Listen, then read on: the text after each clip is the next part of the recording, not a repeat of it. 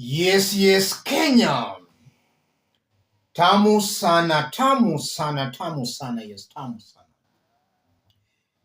It appears Rigathi Gachagua's close allies are now abandoning him after the Mbeere North By election loss.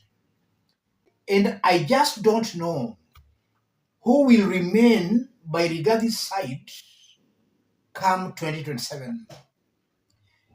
It appears most of his allies are dumping him after the loss. Could it be that before this loss, some might have thought they could use Rigathi to win seats on the mountain? Is reality now dawning on them that after all Rigathi might not be in a position to help them? There is a very close Rigathi Gachagua's ally called Councillor NJOHI. NJOHI has widely been seen as the DCP's communication strategist, one who feeds the media. NJOHI yesterday, taking to his social media accounts, had this to say: Councillor NJOHI, we lost Mbeere fair and square. There was zero violence except that isolated incident where Ruku raised an entire polling station to the ground, which was very unnecessary. They had already defeated us. A petition is a waste of time, and DCP must avoid being entangled in it. Our focus must be building our party. For those who have all along been in ODM party, this is a very familiar script, and they can tell you how all that has been ending. These court petitions, they can tell you all how this will end. Let's see on how DCP leader Rigathi and DP's leader Muturi reacted even before the results were announced. His Excellency Rigathi Gachagua, EGH, use of goons and heavily armed police in civilian clothes to overturn the will of the people sets the stage for serious acrimony ahead of the 2027 general elections, as witnessed in Mbeere North and Malava. Here Rigathi was just trying to say Mbeere North and Malava were rigged. Ruto's government used the police to overturn the will of the people, to rig. This same Rigathi has been attacking Raila Odinga, how Raila na baba yake wamesumbua Kenya. Hii watu wa kupoteza uchaguzi. Hii watu wa kurusha mawe. Rigathi here is now crying foul that elections were rigged in Mbeere and in Malava. What goes around comes around. Hii dunia si ya mtu. We must learn to be humble, whether in politics or in social life. We must always learn to be humble. Ya kesho, only God knows. You can't tell what will happen tomorrow. Let's be humble. Rigathi also shared out this. CS Ruku has forcefully taken over Gituburi Primary Polling Center and chased away all agents after his guards opened fire against protesting members of the public. He has stopped the counting and wants to manipulate.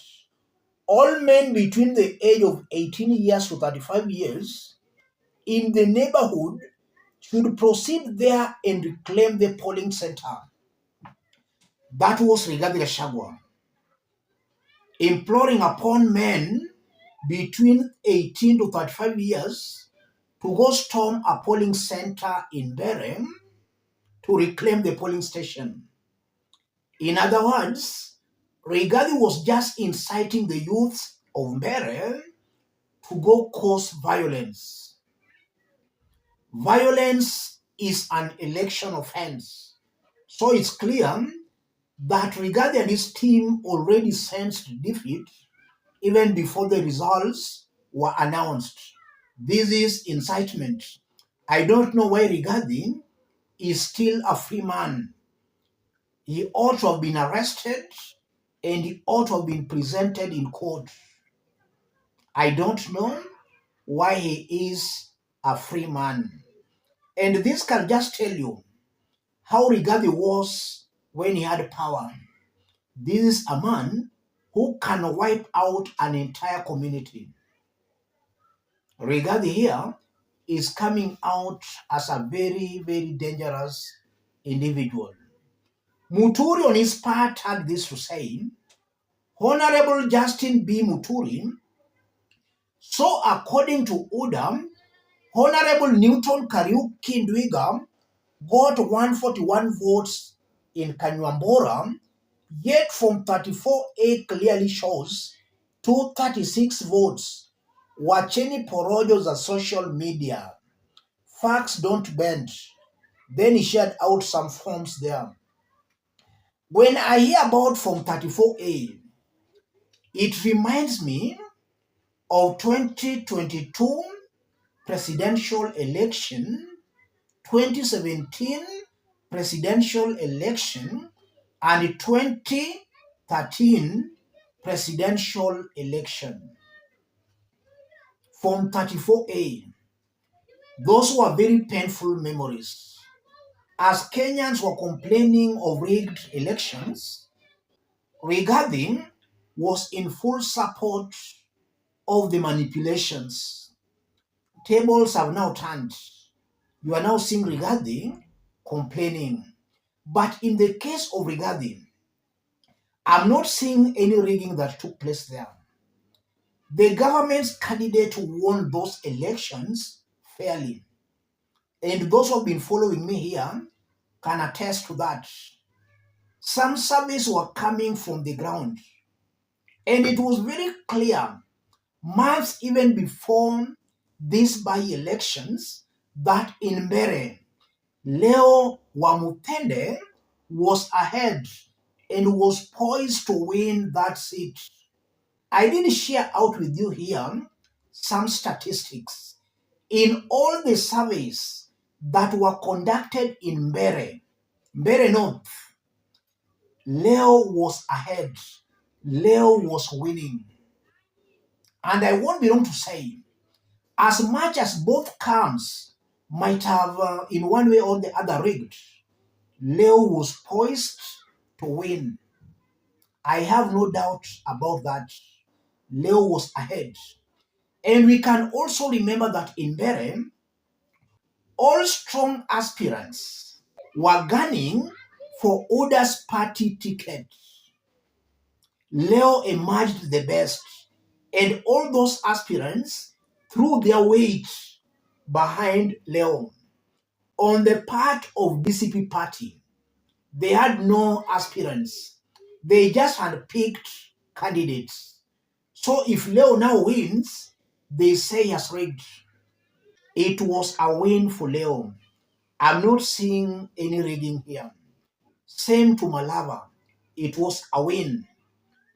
Opinion polls, statistics from the ground were all showing that trend. Same to Kasipul. Same to Ugunja.